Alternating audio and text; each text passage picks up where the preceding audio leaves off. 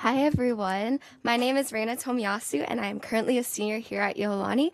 And for the past year in Honors Science Independent Research, I have been working to develop a kit called the Water Quality Chemistry Testing Kit for Keiki. And it's basically just to educate kids and their teachers on the chemical imbalance in streams.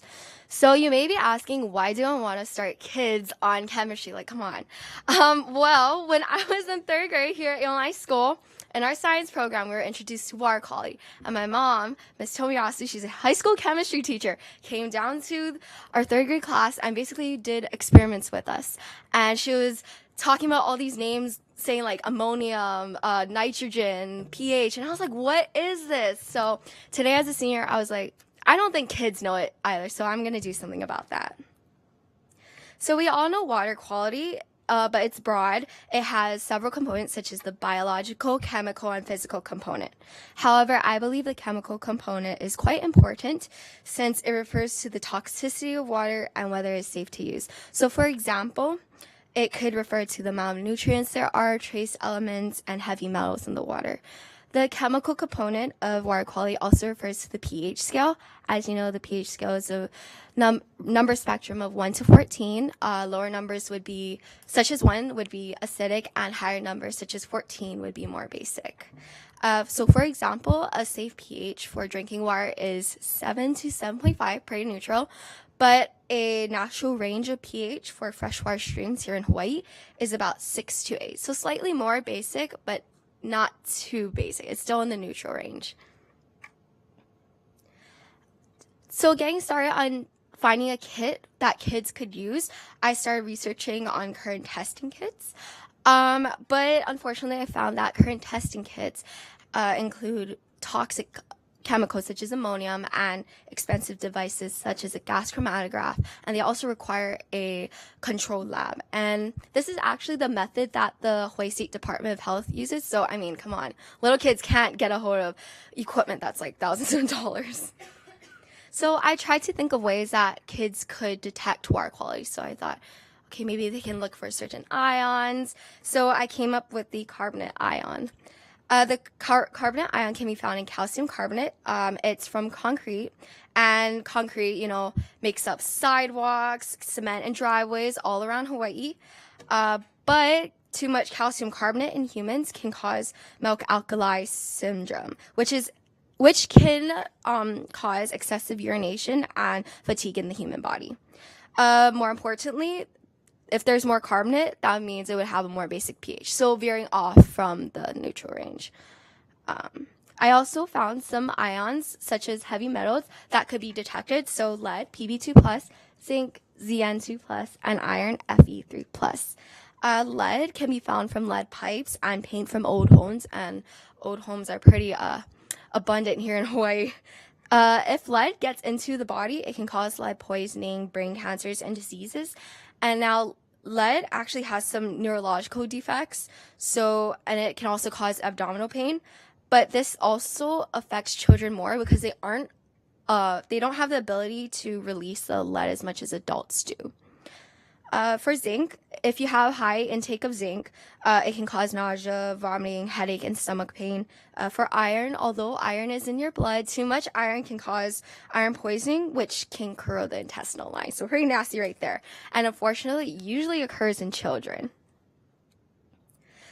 But with my kit, I just wanted to educate Hawaii's kids on chemical imbalances of water quality, but I also wanted to test it in schools. So why is it important to teach kids about water quality? Well, the Department of Health for years has been educating Hawaii's public about water quality and, protecting the Aina, the islands, since we are an island, a small one, and we only have so much water that can go around.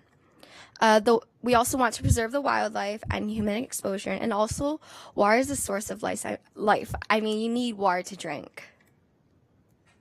So my research created a water quality testing kit to detect certain ions, and my kit has easy instructions, affordable materials, non-toxic chemicals, and I decided to test the kit in schools. So the process of creating the kit was pretty simple. First, I determined precipitation reactions for carbonate, lead, zinc, and iron. in basic chemistry, a precipitation reaction is actually you have a water sample and you have a chemical solution. So you put the chemical solution into the water sample, and the precipitate or solid will just come out and form as a result of chemical reactions. Next, I developed my chemical solutions and constructed my experiment. Chemical solutions are pretty easy to create. You just need a solid chemicals, and you just need to dilute it with distilled water. I also collected water samples and tested the kit on those samples. So here's an example of how I determine my precipitation reactions. So I can see a lot of kids in 10th grade right now, so this might look familiar. The solubility chart. Okay, so on the left-hand column, I have some ions. For example, there's iron 3+, and then I try to go down the row to see when an A, P, or an I would come up, and that means a solid would form.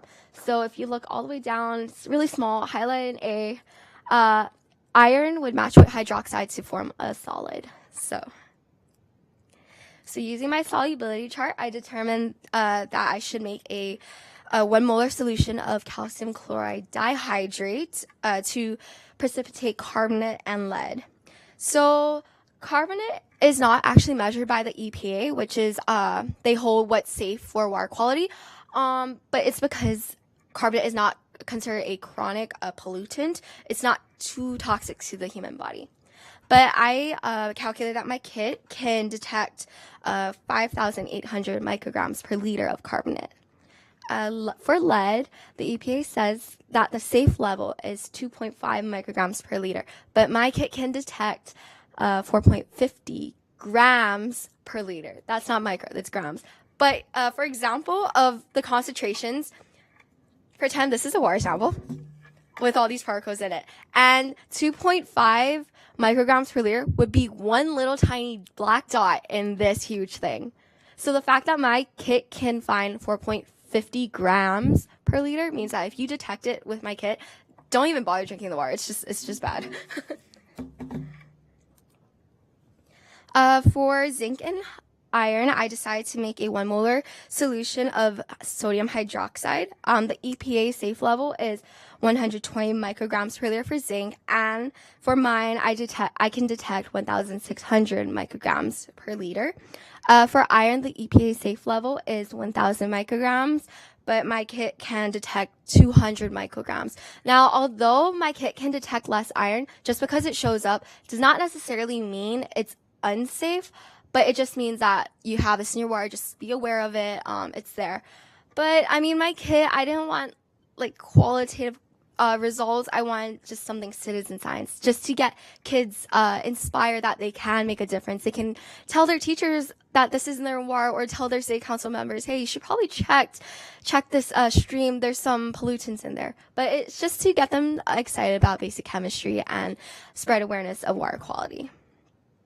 So I collected some water samples, one from the main drag of Alawai Canal, one from the Alawai Manoa Pololo boat dock right by Iolani, and the Alawai stormwater drainage in Kapahulu.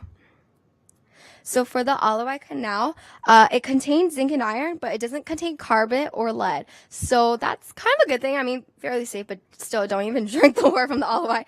But the fact that I did not find any carbonate shows that my pH was, I recorded a pH of 4 at the surface, so no carbonate, more acidic. So that's why there's a pH of 4. In the Alawai stormwater drainage in Kapahulu, there was all 4 ions: carbonate, lead, zinc, and iron. Pretty nasty. Don't even bother going into that water. Please don't. But the pH I recorded was 8, so that supports my findings that there was carbonate in there. The Alawai Manoa Pololo boat dock right by Iolani, there was zinc and iron, but there was no carbonate or lead, and the pH was 3 at the surface. So pretty acidic, but of course, there was no carbonate. But most importantly, I was able to work with the lower school 6th graders, but they were just really excited to do this, and they actually did discover some things. So they collected water samples from field trips from the Lo'i down by He'ia and the He'ia fish pond. So the Lo'i is upstream by the mountain, and the He'ia fish pond is down by the ocean, so downstream. In the Lo'i, they didn't find anything, but in the Haia fish pond, they found zinc, carbonate, and iron. But that would make sense because since the Lo'i is upstream, the water flows down, and then it would pick up things from the road, cars, homes, and then it would all go into the fish pond. And just to be clear, it's going to go into our ocean. So this stuff is going in our ocean, guys. But what was really cool is that we also decided to test the EONI school tap water. And we found zinc and iron. So, yeah, it was in the drinking water, by the way. So that's just a heads up. But all in all, my experience from research was really rewarding. I would never have thought I would have taken this class. I was really intimidated at first, but I learned a lot. And honestly, I learned that I should not be afraid to step out of my comfort zone. And I also advise that you guys think about taking this course because it's, I see a lot of underclassmen, so you guys are preparing for college. So for those who are focused on getting into college, do not do this research class to show that you have accomplished something or it's a trophy, but do it because you're really passionate about science. And you should really pick a topic that might help you advance in a certain field of science. So for example, I plan on going into chemistry. Haha, yeah. yeah. So I decided to do some research on chemistry in the environment, and I thought, what better way to expand my knowledge of chemistry than going out in the field and working with kids on such chemical experiments. But all in all, this experience has been so rewarding, and I've learned so much more about myself in chemistry, and I'm really excited for the future. But I have some special thanks to my mentor, Miss Pamela Fujinaka. We had like a long year, and it was really tough, but she really helped me work through all the chemical equations and precipitation reactions. I also want to thank my mom, Miss Raina Tomiyasu, for guiding me through this, telling me, don't worry, everything's going to turn out all right, and taking me to collect the samples from the alawai because that was disgusting. It was gross. I also want to thank Dr. Yvonne Chan. I would not have been able to do anything without you. You really helped clarify my mind for this research project. I also want to thank my auntie, Beverly Tyra, who is actually from the Department of Health, and she does water quality as her job. I also want to thank the 6th grade science teachers, Jamie Mornaka and Catherine Warner, and all the 6th grade homeroom teachers for letting me work with their kids. But I also want to thank the 6th graders because they were awesome. But yeah, thank you.